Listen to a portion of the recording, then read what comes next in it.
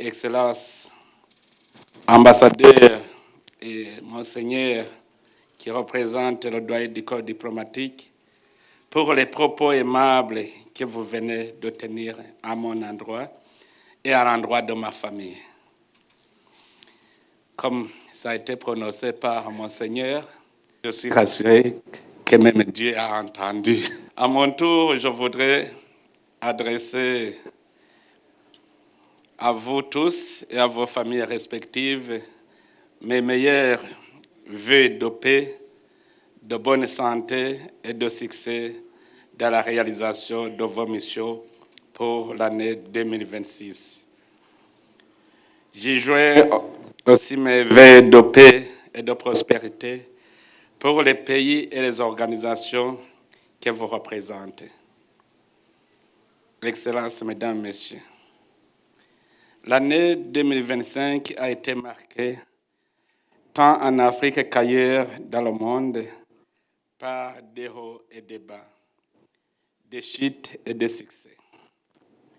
D'ores et déjà, je rends un vibrant hommage à vous tous pour tout acte que vous avez posé en faveur du Burundi. Dans le pays, l'année 2025 a été caractérisée par un climat on ne peut plus stable. Le peuple burundais a vaqué paisiblement à ses activités de développement. Au niveau politique, l'année a été marquée principalement par la tenue des élections libres, démocratiques, apaisées, inclusives et crédibles. Des élections s'aèrent avant, pendant et après leur tenue, contrairement à ce que nous avions toujours observé à pareil rendez-vous politique.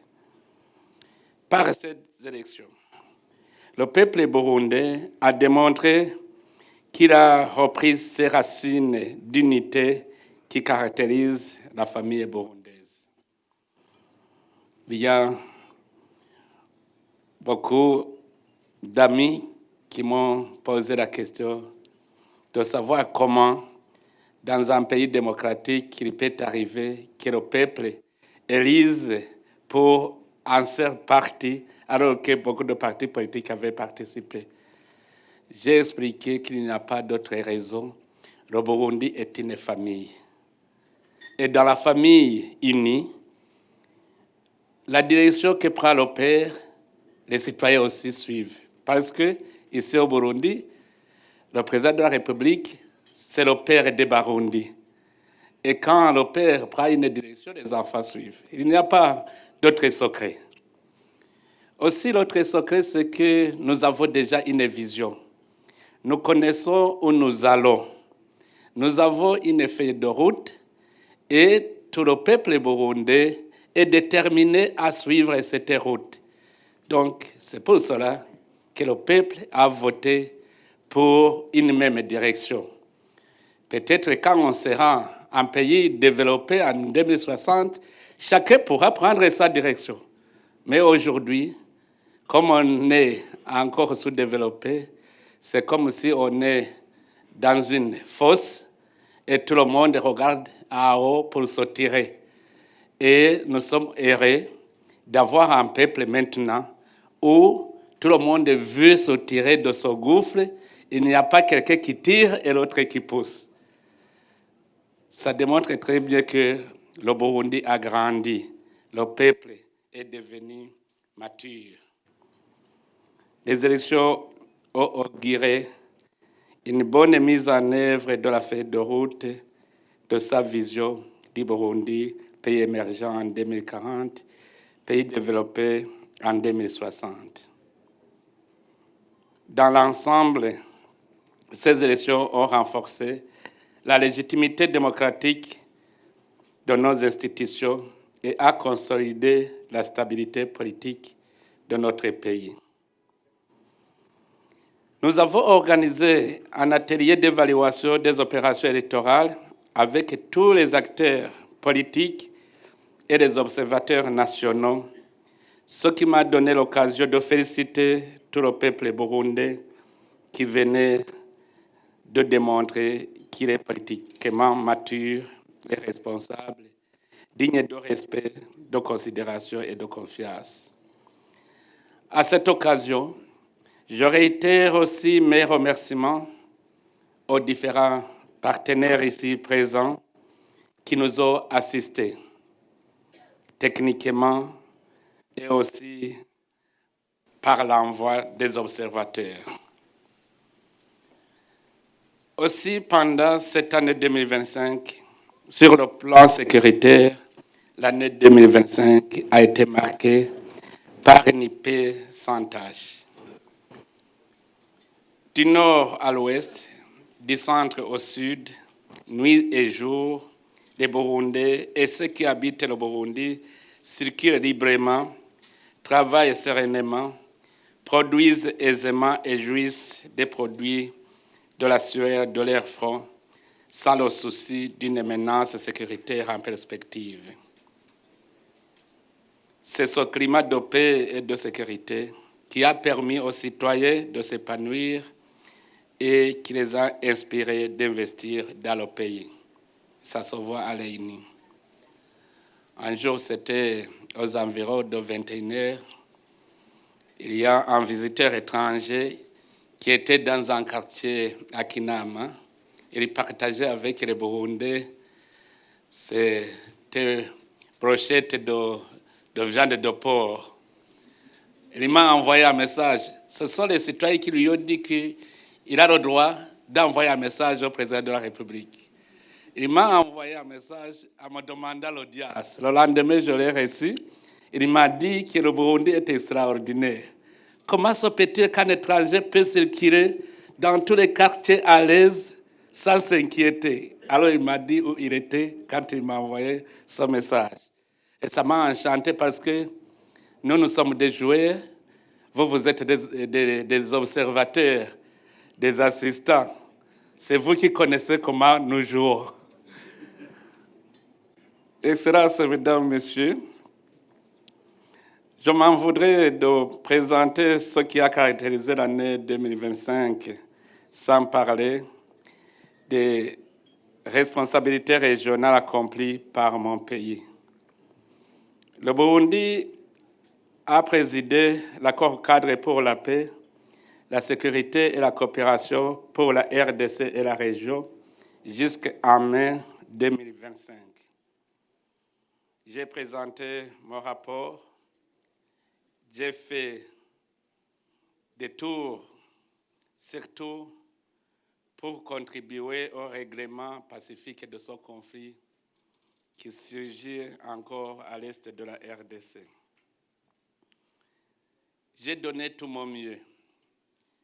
J'ai essayé de calmer le jeu. Les gens se sont étonnés parce qu'ils pensaient que le Burundi est parti au conflit en RDC. Non, le Burundi n'est pas parti au conflit. Le Burundi est allé appuyer la RDC pour sécuriser ses citoyens. On n'est pas parti au conflit donc. C'est pour cela que nous continuons toujours à assurer autant que possible la médiation pour qu'il y ait la paix dans cette région. Le Burundi a aussi présidé le COMESA jusqu'en octobre 2025.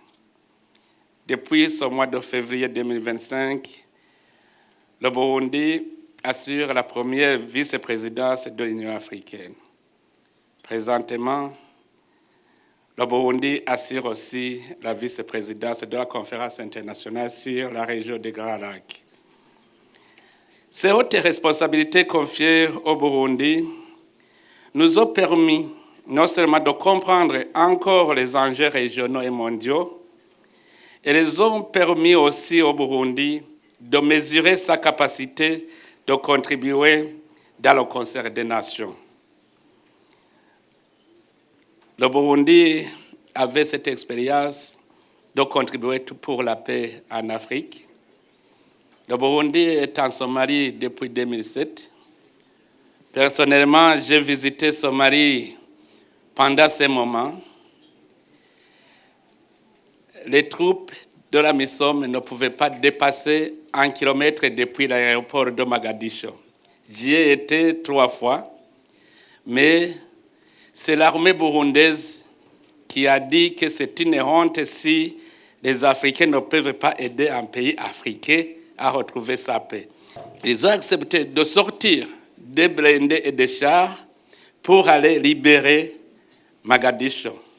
Le ministère de la Défense, c'était l'état-major général des terroristes d'Al-Shabaab et le Burundi les a libérés. Et on a continué comme ça. Et voilà, aujourd'hui, ça commence à se manifester une autorité de l'État. Mais avant, ça n'existait pas. Le Burundi a contribué par son expérience dans l'arrêt de la guerre et dans la réconciliation des peuples. Quand nous sommes arrivés en Centrafrique,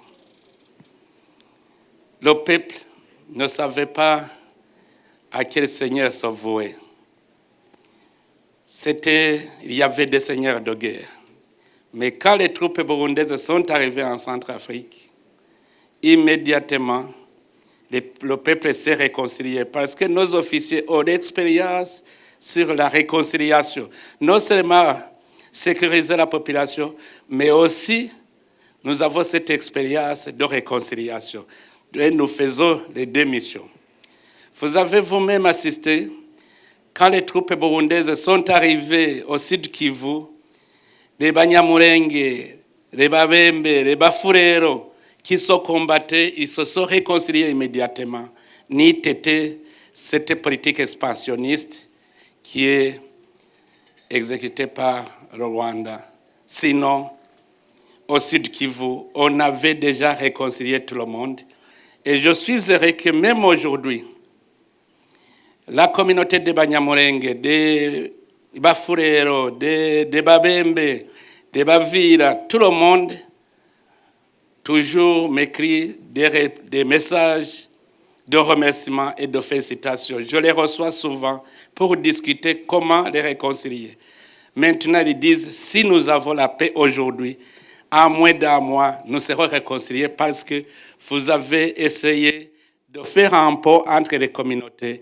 Et aujourd'hui, les chefs coutumiers se connaissent grâce aux efforts que nous avons faits dans cette partie. Nous sommes heureux que le problème n'est plus le problème entre les pouvoirs publics de l'État et des citoyens.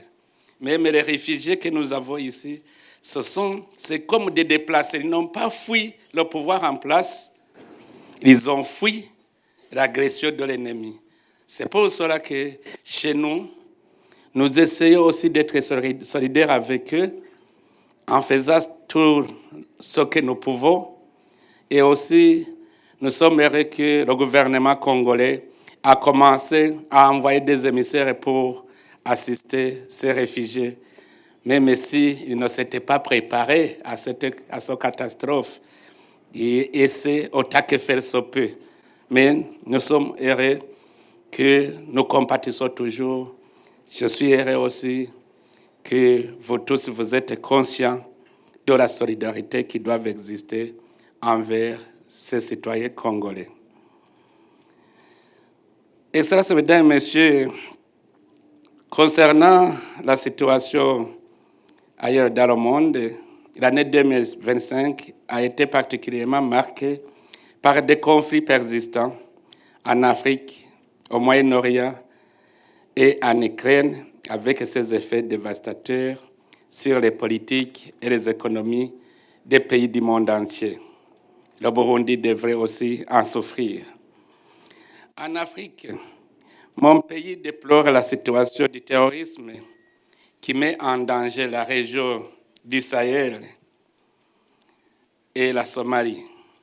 La guerre qui se vit au Soudan et en République centrafricaine. Ici à côté, en RDC, aussi, l'année 2025 a été marquée par une situation grave avec cette guerre. Cette guerre a eu pour conséquence la conquête et l'occupation des territoires congolais à l'Est. Tout cela a abouti à la destruction des infrastructures, au massacre des citoyens congolais innocents avec une violence d'un autre âge, l'anéantissement des activités économiques, l'afflux massif des réfugiés dont mon pays paye encore le lourd tribut. Malgré les initiatives de paix prises, les résolutions adoptées notamment par le Conseil de sécurité des Nations Unies et le Conseil des droits de l'homme, malgré les accords de Washington et de Doha, des initiatives de l'Union africaine, de la communauté est-africaine à SADC, la situation à l'est de la RDC demeure plus préoccupante. Nous prions Dieu que cette guerre n'a pas encore embrasé toute la région, mais le Burundi est en train d'en payer le prix. C'est pour cela que le Burundi réitère son appel à la mise en œuvre effective des résolutions déjà adoptées, notamment la résolution 2773 des Nations Unies et celle du Conseil des droits de l'homme. Quand on était à Washington pour assister à la signature de l'accord de Washington, tout le monde avait espoir. Mais malheureusement, cet espoir a duré quelques secondes. Les gens me demandaient, puisque nous avons déjà remarqué qu'il n'y a pas de confiance à cet accord, et ensuite, qu'est-ce que nous allons faire? Souvent, on me pose la question parce que beaucoup savent que c'est le Burundi qui connaît mieux cette situation à l'est de la RDC. Je leur ai dit, maintenant que nous avons trouvé que les partis n'ont pas confiance en ce qu'ils ont signé, il faut, puisque l'accord est là, il faut que les garants s'activent. Il faut que les États-Unis qui ont garanti cet accord s'activent pour que toutes les parties respectent les accords signés. Aussi, je pense que si les Nations Unies s'y mettent, nous avons déjà un instrument, mais qui semble être passif, la MONUSCO. Si on activait la MONUSCO pour assurer la force d'interposition réelle, une force neutre d'interposition qui va entre la frontière du Rwanda et la frontière du Burundi et du Congo, comme ça le Rwanda aura la garantie qu'il ne sera pas attaqué, mais aussi le Congo retrouvera sa paix et va entamer le processus de paix intérieure. Il n'est pas possible que le Congo entame le processus de paix tant qu'il n'y a pas de cessez-le-feu, tant qu'il n'y a pas de séparation des forces, de désengagement, tant que les combattants ne sont pas cantonnés pour entamer le processus de DER. Et pour que cela soit une réalité, il faut renforcer la force de MONUSCO pour la rendre plus active. Comme ça, toutes les parties pourront respecter les engagements pris. De même que nous lançons cet appel pour la mise en œuvre de ces résolutions, le Burundi lance un appel pour la concrétisation des décisions des sommets des chefs d'État et de gouvernement de la communauté est-africaine et de SADC, les accords de Washington et de Doha, ainsi que les décisions et les recommandations pertinentes de l'Union africaine au sujet de la situation en RDC, en particulier dans la région des Grands Lacs en général. Excellences, Mesdames, Messieurs, le Burundi condamne toute forme d'usage de la violence comme moyen de revendication. C'est pour cette raison que nous prônons la politique de bon voisinage.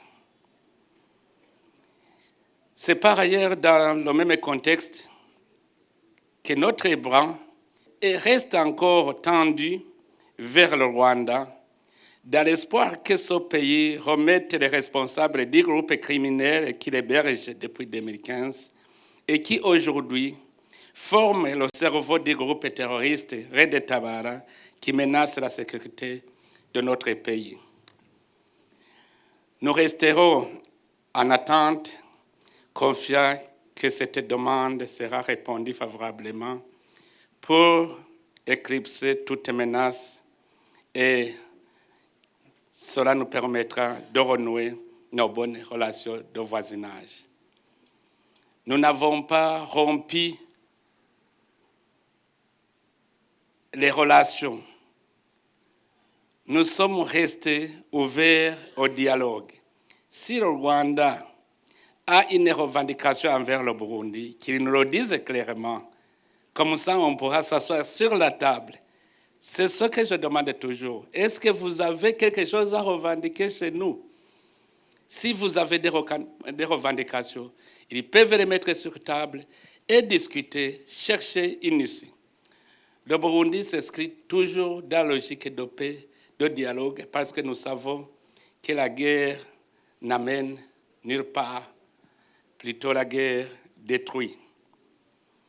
Excellences, Mesdames, Messieurs, chers amis, en vos rangs et qualités respectives, en considérant les péripéties de l'année écoulée, l'année 2026 s'ouvre à un moment charnière de l'histoire de l'humanité. Nous souhaitons qu'elle s'inscrive dans la perspective de la renaissance de l'humanité. Au-delà des défis immenses qu'elle porte, il y a un espoir et des opportunités majeures à saisir pour refonder un multilatéralisme plus solidaire, plus équitable et plus humain. On note déjà certes des initiatives à encourager au niveau des Nations Unies et de l'Union africaine dans différents pays. Cependant, en même temps, il y a des réalités à déplorer. C'est notamment un manque criant de solidarité avec les pays et les peuples qui souffrent. Surtout ici en Afrique, notre continent. Nous devons réactiver la solidarité africaine pour lutter ensemble contre les fléaux comme le terrorisme et la pauvreté. En Afrique, beaucoup de conflits perdurent parce que souvent, nous assistons passivement aux fléaux qui naissent dans un État. Si un pays tombe dans une crise, au lieu de lui tourner le dos, si pas lui tirer dans le dos, il faudrait que les autres pays l'aident à se relever. Nous le savons plus que les autres. Si la maison du voisin brûle, le vôtre est aussi en danger. C'est pour cela qu'il faut intervenir pour éteindre ce feu avant son embrasement. Il est temps pour l'Afrique de réanalyser comment gérer les situations de crise qui se vivent dans certaines régions d'Afrique, car si le vin est tiré, il faut le boire. Il n'y a pas d'autre choix. Si la crise est allée de mal en pire au Soudan, c'est parce qu'on n'a pas accompagné la crise du Soudan depuis le coup d'État contre Omar el-Béchir en 2019. Plutôt, on s'est contenté d'imposer des sanctions, oubliant que ce sont les citoyens qui en souffrent. Et voilà, aujourd'hui, nous ne savons pas comment nous allons éteindre ce feu. Si le terrorisme semble s'imposer dans la région de Sahel, c'est parce qu'on a laissé les États comme le Mali, Burkina Faso et le Niger se débattre seuls au moment où il fallait être plus solidaire. Voilà, aujourd'hui, il est très difficile de rétablir la paix parce qu'on les a laissés seuls. Excellences, Mesdames, Messieurs, si je m'exprime ainsi, ce n'est pas parce que je soutiens des changements inconstitutionnels des institutions. Des situations difficiles à gérer peuvent surgir dans tout État.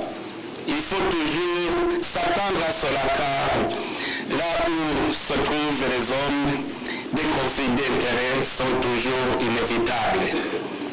Oui, mieux vaut prévenir les conflits, car la bonne guerre, c'est éviter la guerre. Mais quand la guerre est là, quand les conflits surgissent dans un État, il faut les gérer. Au Gabon, il y a eu coup d'État.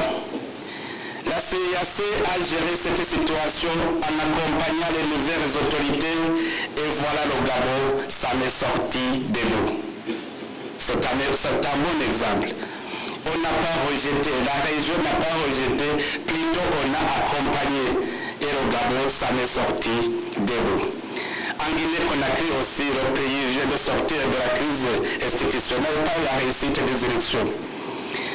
Il n'y a donc pas de raison de ne pas accompagner un ami pendant des moments de crise. D'ailleurs, les beaux amis se manifestent en période de dures épreuves. Et cela, mesdames et messieurs, les crises politiques dans nos États ne sont pas une fatalité. Nous devons les gérer pour en mettre fin. On dit umugabo atinya ingwe ntatinya yamwinjiranye. Un homme, père de famille, peut avoir peur d'un lion, mais il ne peut pas avoir peur d'un lion qui est déjà entré dans sa maison. Il doit l'affronter. Donc, nous devons maintenant gérer les conflits en Afrique pour essayer de voir la voie par laquelle nous devons en mettre fin. Si nous ne sommes pas solidaires, ça sera impossible. C'est pour cela que j'appelle à une solidarité africaine pour gérer les crises qui se vissent dans certains de nos États. Pour le Burundi, cette année, on l'a dédiée aux patriotes, une année du patriote. Le patriotisme et la solidarité n'étant pas deux concepts contradictoires. Le patriotisme incarne l'amour et la solidarité envers son semblable. Nous souhaitons qu'en Afrique, qu'on s'assoie ensemble pour étudier des stratégies pour sortir les États en crise, étudier des stratégies de sortie de ces crises. Avec la solidarité, ensemble, tout est possible. Nous espérons que mes compères chefs d'État me comprendront quand nous serons au sommet. J'ai déjà communiqué avec les chefs d'État de la région du Sahel. J'ai demandé des conseils aux États qui sont stables, qui entourent ces États qui sont victimes du terrorisme. J'ai parlé aux chefs d'État qui sont victimes. J'espère bien que nous allons ouvrir un débat pour étudier comment en sortir. Ici, tout à côté au Soudan aussi, c'est la même chose. Nous devons étudier ensemble comment en sortir. Je crois que là, vous commencez à sentir la charge que j'aurai l'année prochaine. L'année 2026 sera marquée par la présidence de l'Union africaine par le Burundi, et ce, à partir du mois prochain. Nous comptons nous acquitter de cette noble tâche avec humilité et responsabilité. Notre pays attend inscrire son action autour des priorités chères à notre continent et à l'humanité, notamment les questions effectivement de paix et de sécurité, la mise en œuvre effective de la zone de libre-échange continentale africaine, la question de l'eau et de l'assainissement en tant que besoin vital de nos peuples, ainsi que d'autres sujets majeurs de préoccupation que l'Afrique partage avec le monde entier. Dans cette même perspective, nous sommes fermement engagés à arroser davantage notre coopération pour l'intérêt partagé de nos pays et organisations respectives. Et pour réussir ce pari, Excellences, Mesdames, Messieurs, permettez-moi de vous dire que je compte sur votre soutien. Déjà, dans votre discours, j'ai senti votre soutien. Ça me conforte et ça me renforce. Avec vous, nous allons réussir ensemble et nous allons fêter cette réussite.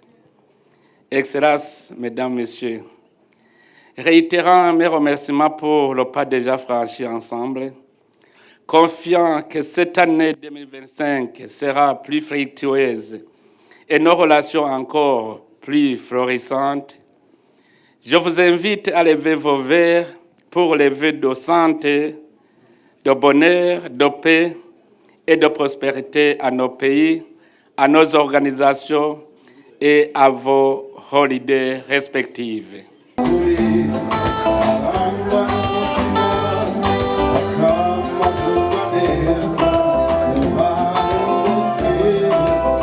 Que vive l'amitié, l'unité et la solidarité entre les peuples. Je vous remercie. Que Dieu vous bénisse.